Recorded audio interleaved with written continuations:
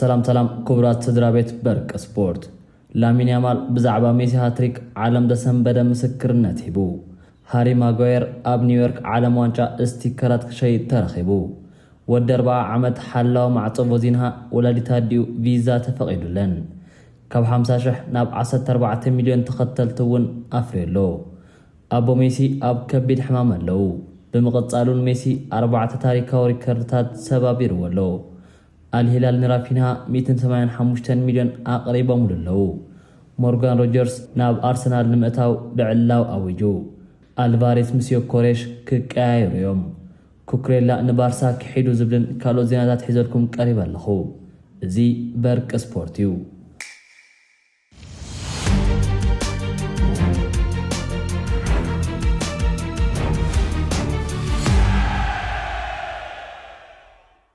ናይ መጀመርታ ዛዕባናት ጅምሮ ካብት ካብ መጻኪን ናብትናይ ዘንተለት ንጉስ ተዋህበ ዓብ ምስክርነት እዩ ላሚን ያማል ብዛዕባ ሜሲ መስደመም ሃትሪክ ፉሊ ቃላት ተዛሪቡሎ ያማል ኣብ ስምዒት ኮይኑ ከም ዝክብል ተዛሪቡ ዝጻወቶም ሕድሕድ ጸዋታታት ናይ ታሪኽ ዓብ ተጻዋታይ ምዃኑ ዘረጋግጹሉ እዮም ያማል ሜሲ ኣብ ሜዳ ዝገብሮም ተኣምራት ተራ ነገራት ከም ዘይኮንን ኩሉ ግዜ ጸዋታታት እትጎት ግሬተስት ኦፍ ኦል ታይም ምዃኑ መረጋገጽታት ከም ዝኾኑ ገሊጹ ያማል ነቶም ገና ንሜሲ ክነቕፉን ከናእሱን ዝፍቱን ሰባት ፍጹም ምሕረት ዘይብሉ ቃላት ኣንቢሩሎም ኣሎ ንሱ ሰኻቢሉ ነዚ ዝጠራጠር ሰብ እንከሎ ሕጂ እውን ኮነ ኢሉ እምበሪ ካብ ዘይምፍላጥ ኣይኮነን ክብል ተዛሪቡሎ እዚ ማለት ንሜሲ ዝጠራጠር ሰብ ስለዘይፈልጥ ወይ ኩዕሶ እግሪ ስለዘይርድኦ ዘይኮነስ ብቕንዕ ወይ ብተንኮል ኮነ ኢሉ እዩ ዝነቕፎ ዘሎ ክብል ያማል ቃሊዕዎ ኣሎ ሕጂ ድማ ናብታ ኣብ ሜዳ ተፈጸመ ዘስደምምን ፍጹም ዘይተጸበነ ናይ ስፖርት ክስተት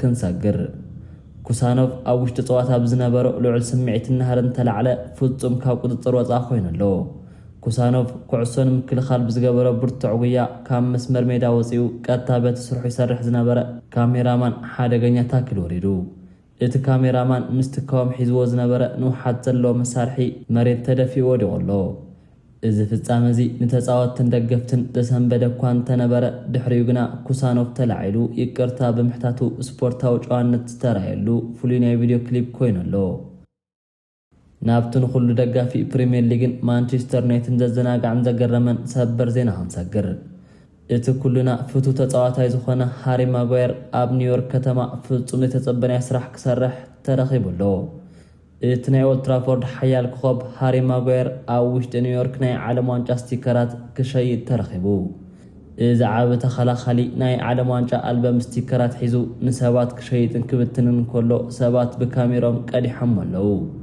ብዙሓት ሰባት ማጓየር ንምንታይ እዩ ስቲከር ዝሸይጥ ዘሎ ኢሎም ክግረሙ ከለዉ እቲ ውሽጣዊ ሚስጥር ግና ንዓለም ዋንጫ 2026 ተባሂሉ ተዳለወ ዓብ ናይ ማርኬቲንግ ፕሮሞሽንን ስራሕ ምዃኑ ተፈሊጡሎ ማጓየር ኣብ ሜዳ ጥራይ ዘይኮነ ኣብ ጎደናታት ኒውዮርክ እውን ንጉስ ኮይኑሎ ኣዲኡ እናመፀትሉያ ናይ ኬፕ ቨርዴ ወዲ 40 ዓመት ሓላው ማዕጾ ቦዚንሃ ናይ ልቡ ድሌት ክውን ክኾነሉ ሒደት ሰዓት ተሪፍዎ ኣሎ እዚ ጅግና ሓላው ማዕጾ ኣብ ናይ ዓለም ዋንጫ መድረኽ ምስ ስፔን ኣብ ተገበረ ጸዋታ ፍጹም መስደመም ብቕዓቱ ዘርኣየ መለኮታዊ ሓይሊ እዩ ንሱ ድሕሪ ጸዋታ ኣብ ዝሃቦ ልብትን ክፍሪቶ ወላዲታ ድዩ ኣብ ታሪኽ ህይወታ ስታዲየም ተረኺባ ክትጻወትን ከሎ ክትሪኦ ይምነ ከም ዝነበረን ኮይኑ ግና እቲ ሓቀኛ ጻዕርን ፍቕሩን ሰማይ ዓሪጉ ሕጂ ታሪኽ ፍጹም ተቐይሩ እዩ ናይ ዛዕባ ሓላው ማዕጾ ልብትን ክፍ ታሪኽ ስዒቡ ኣብቲ ጉዳይ ቀጥታ ጣልቃ ዘእተወ ናይ ኣሜሪካ መንግስቲ እዩ መንግስቲ ኣሜሪካ ናይ ቦዚና ኣደ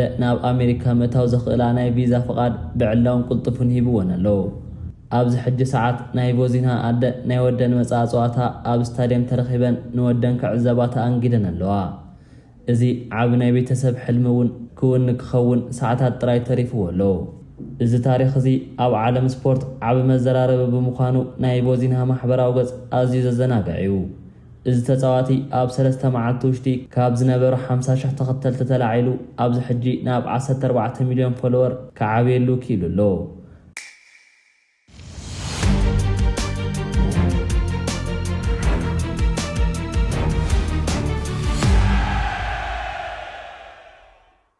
ኣብ መንጎ ዝተሓጓስ ካብ ስፔን ሓደ ልብስ ሰበር መርዲ ዜና ወፂሎ ናይ ሊዮኔል ሜሲ ኣቦ ኣብ ጽቡቕ ናይ ጥዕና ኩነታት ኣይርከቡን እዮም ናይቲ ንጉስ ኣቦ ጆርጅ ሜሲ ከቢድ ናይ ጥዕና ጸገም ዘጋጠሞም ኮይኑ ኣብዚ ሰሙን እዚ ድማ ናይ ጥዕና ኩነታቶም ናብ ዝኸፈ ደረጃ ከም ዝበጽሐ ተገሊጹሎ። እዚ ሚስጥር እዚ ቀጥታ ካብቲ ተፈላጢ ጋዜጠኛ ኤድዋርዶ ፌኔን ዝወፀ እዩ። ሊዮነል ሜሲ በዚ ናይ ውልቀ ጉዳይ ብጭንቀት ብጣዕሚ ተጎዲኡ እዩ። ኣብቲ ሃትሪክ ዝሰርሓሉ ፀዋታ ጎል ምስ ኣቁፀረ ስምዒቱ ጽቡቕ ኣይነበረን። ምቁፅጻር ኣቢቦ እውን ክነብዕ ተራእዩ። ሜሲ ንጉስ ዓለም እኳ እንተኾነ ኣብ ቅድሚ ሕማም ኣቦኡ ግና ልቡ ተሰበረ ወዲ እዩ። መላእ ዓለም ንናይ ሜሲ ኣቦ ምሕረት ይምነ ኣሎ። ክርስቲያኖ ሮናልዶ ገና ታሪክ ምስራሕ ኣይቋረፀን። ናይ ፖርቹጋል ብሄራዊ ጋንታ ቀንዲ ሰልጣኒ ሮቤርቶ ማርቲኔዝ ብዛዕባ ክርስቲያኖ ሮናልዶ ዘደንቕ ቃል ተዛሪቡሎ።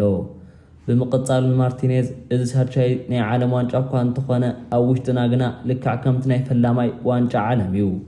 ብትግሃቱ ብስምዒቱን ክለቡ ንምምራሕ ዘለዎ ፍጹም ድሌትን ፍሉይ እዩ። ሮናልዶ ኣብ 41 ዓመቱ እውን ናይ ዓለም ዋንጫ ስምዒት ፍጹም ኣይጠፍአን። ልክዕ ከም ሓደ ወዲ 18 ዓመት መንእሰይ ይጋደል ኣሎ። ፖርቹጋል ብናይ ሮናልዶ መሪሕነት ዋንጫ ዓለም ምውሳድ ቆሪፃ ተላዒላላ። በቲ ሓደ ወገን ድማ ናይ እንግሊዝ ኣጥቃዒ ሃሪ ኬን ብዛዕባ ዓቢ ክብሪ ባላንዶር ብንጹር ተዛሪቡሎ። ኬን ብትብዓት ከምዚ ይብል፣ እንግሊዝ ናይ ዓለም ዋንጫ እንተስዒራ ኣነ ባላንዶር ንምዕዋት ንቐደም ግምት ካብ ዝወሃቦም ሰባት ሓደ እየ። ኮይኑ ግና ኬን ትሕትንኡ ብምግላጽ በተመሳሳሊ ግዜ ንባላንዶር ብቑዕ እየ ዝብል ዓይነት ትዕቢተኛ ሰብ ኣይኮንኩን። ኣብ ሜዳ ዘለኒ ዓቢ ብቕዓት ከርኢ ክፍተን እየ ክብል ሓሳቡ ሂበሎ። ንባርሴሎናን ንመላእ ኤውሮጳን ዘሰንበደ ናይ ዝኽረምቲ ዓቢ ናይ ገንዘብ ጻውዒት እዩ። ክለብ አልሂላል ንብራዚላዊ ኣጥቃዕ ራፊንሃ ናብ ስዑድ ዓረብ ንምምጻእ ዘይተጸበናዮ ናይ ቢልዮናት ፓኬጅ ኣዳልያላ። አልሂላል ንራፊንሃ ናይ 4 ዓመት ኮንትራት ምስ ሙሉእ 155 ሚልዮን ዩሮ ንምቕራብ ፍጹም ተዳልዮም እዮም። እዚ ማለት ራፊንሃ ናብ ስዑድ እንተደሊኹም ኣብ ዓመት ልዕሊ 46 ሚልዮን ዩሮ ክኸፍልዎ እዮም ማለት እዩ። ኮይኑ ግና ራፊንሃ ነዚ ናይ ሃብቲ ጻውዒት ብቐሊሉ ይተቐበሎን። እቲ ዓቢ ኮኸብ ራፊንሃ ሕጂ እምርኡ ሙሉእ ንሙሉእ ኣብቲ ናይ ዓለም ዋንጫ ስለ ዘሎ ነቲ ምስግጋር ደው ከም ዝብል ገይርዎ ኣሎ። ጋዜጠኛ ጆዋ ካምፔራ ከም ዝገለጾ ራፊንሃ እዞም ዝርርባት ሙሉእ ንሙሉእ ድሕሪ ዓለም ዋንጫ ክኾኑ ምሕታቱ ስዒቡ ናይቲ ድርድር መስመር ንቕድሚት ተደፊኡ ንኻልእ ግዜ ቆፃራ ተታሒዙሉ እዩ።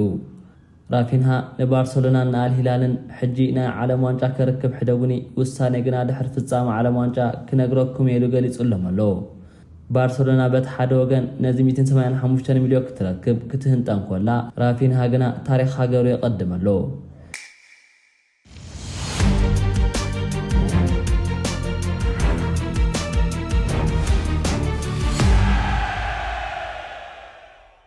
ሕጂ ድማ ናብ ዓዲ እንግሊዝ ፕሪምየር ሊግ ክንሰግር።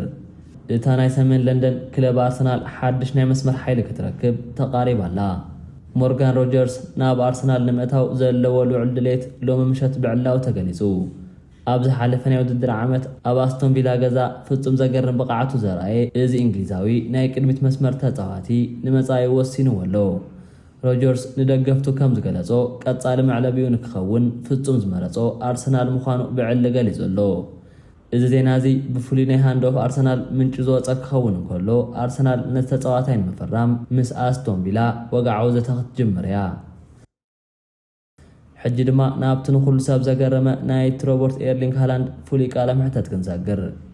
ሪፖርተር ብዙሓት ኣብዚ ሕጂ ሰዓት ብሉፅ ኣጥቃዒ ንስኻ ኢኻ እዮም ዝብሉ ክብል ሕቶ ቀሪቡሉ ነይሩ። ሃላንድ ግና ፍጹም ትሕትና ብዝበለዎ መገዲ ከምዚ ኢሉ መሊሱ፣ ኣነ ኣብ ዓለም ካብ ዘለዎ ብሉፃት ኣጥቃዕቲ ሓደ እየ። ኮይኑ ግና ምባፔን ሃሪኬንን ካባይ ዝበለጹ ተጻወትቲ ምዃኖም ይኣምን እየ። ስዒቡ እውን ኣብዚ ውድድር ዓመት ካባይ ዝበለጸ ጎላት ኣቑፂሮም እዮም ክብል መሊሱ ኣሎ። ሃላንድ ዝለዓለ ደረጃ ሪኮርድ እኳ እንተሃለዎ ንናይ ምባፔን ኬንን ሩይ ጠብለልታ ብምእማን ስፖርታዊ ጨዋነቱ መስኪሩ ኣሎ። ሕጂ ድማ ናብቲ ሎሚ ምሸት ንዓለም ስፖርት ዘናወፀ ዓቢ ናይ ምስግጋር ድራማ ክንሰግር። እዚ ዜና እዚ ቀጥታ ካብቲ ፍሉጥ ናይ ኢልቺሪንግቶ ቲቪ ጋዜጠኛ ጆታ ጆርዲ ዝወፀ እዩ። ኣትሌቲኮ ማድሪድ ፈለማ ናብ ባርሳ ደው ኢሎም ጁልያን ኣልቫሬስ ንዕኦም ፍጹም ከም ዘይሽየጥ ብቁጣዕ ኣፍሊጦሞም ኣለው። ባርሳ ተስፋ ቆሪፃ ክትተርፍ እንኮላ ኣትሌቲኮ ግና ብተመሳሳሊ ሰዓት ቀጥታ ናብ ኣርሰናል ስልክ ደው ኢሎም እዮም። አትሌቲኮ ንኣርሰናል 50 ሚልዮን ዩሮ ክድመር ቪክቶሪያ ኮሬሽ ትሂብኩምና ኣልቫሬዝ ንኣርሰናል ክንህብ ፍቓደኛ ኢና ክብል ቦምባ ዝኾነ ሓሳብ ኣቕሪቦም ኣለው። እቲ ዘገርም ነገር ድማ ኣርሰናል እውን በዛዕባ ሓሳብ ፍጹም ተሰማምዑ ይመስል። እዚ ውዕል እዚ እንተተዓዊቱ ኣርሰናል ኣልቫሬዝ ክትረክብ እንኮላ ኣትሌቲኮ ድማ ዮከሬሽ ክድመር 50 ሚልዮን ዩሮ ክትእክብ እያ። ኣብ መወዳእታ ድማ ማርኮ ኩሬላ ናብ ባርሴሎና ንምእታው ብዛዕባ ዝነበሮ ኣማራፅን ብዛዕባ ዝወሰኖ ጉዳይን ንኩሉ ሰብ ዘሰንብድ ቃል ተዛሪበሎ። ኩሬላ ካብቲ ናይ ቀደም ናይ ባርሳ ላማስያ ተፃዋታይነቱ ተላዒሉ ናብቲ ቀንዲ መናፍሕ ክለብ ባርሳ ዝኾነት ሪያል ማድሪድ ብምጋዓዙ ክዛረብ እንከሎ ከምዚ ይብል ናብ ሪያል ማድሪድ ተጸንቢር ኣለኹ በዚ ውሳነ እውን ፍጹም ሕጉሴ ክብል ተዛሪቡ እዩ። እዚ ናይ ኩሬላ ምስክርነት ንደገፍቲ ባርሳ ዘቆጣዐ ክኸውን እንከሎ ንሱ ግና ኣብ ማድሪድ ብናይ ጆዜ ሞሪኖ መሪሕነት ንጉስ ምዃኑ ኣውጀሎ።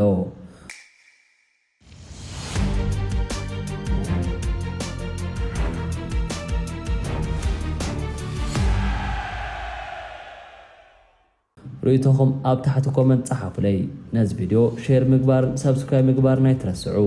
ኣብ ዝቕጽል ቪድዮ ዝያዳ ሓቀታት ሒዝና ክንቀርብ ኢና። እዚ በርቂ ስፖርት እዩ።